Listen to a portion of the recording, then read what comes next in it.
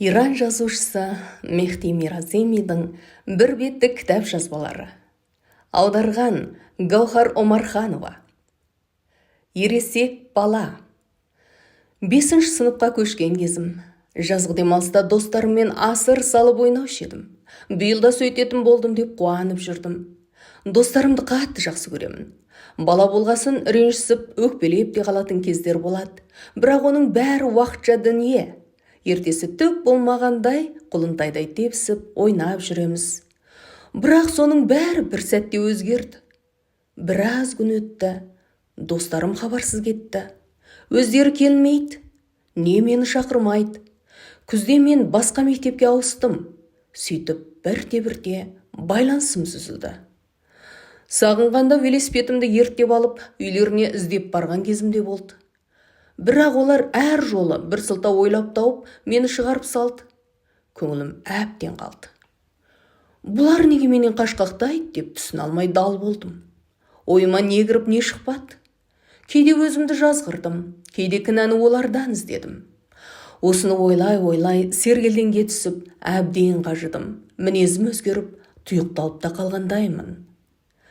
Бірақ оның бәрі өтті. Ержеттім, үйлендім, 2 ұлым бар.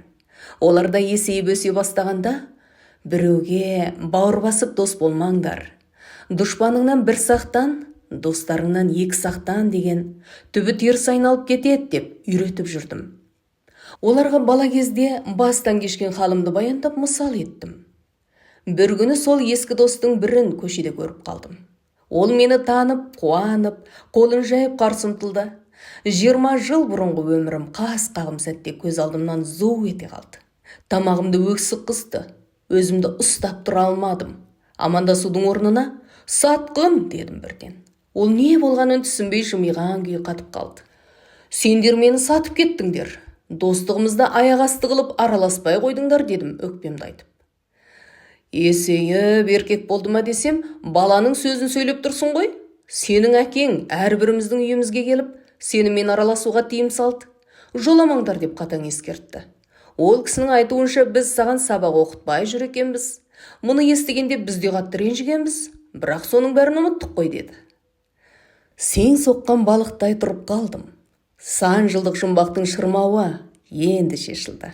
Көкейдегі сан сұрақтың жауабы табылды. Ойлап қарасам, бәрі сәйкесіп тұр. Көңілім сазарып кетті. Күні кеше болған оқиғадай ашуландым. 13 жасар баладай бұлқан талқан болдым. Сол бетте әкемнің үйіне тарттым. Қартайды-ау деп жатпадым. Осылай болған екен, мұныңыз не деп төте сұрақпен тап бердім. Әкем есіне де түсіре алмады. Ақыраяға, балам, есімде жоқ. Айсам айтқанда шығармын. Бірақ саған жамандық ойлады ғой деймісің? Сабағын оқысын деген шығармын, деді де қойды.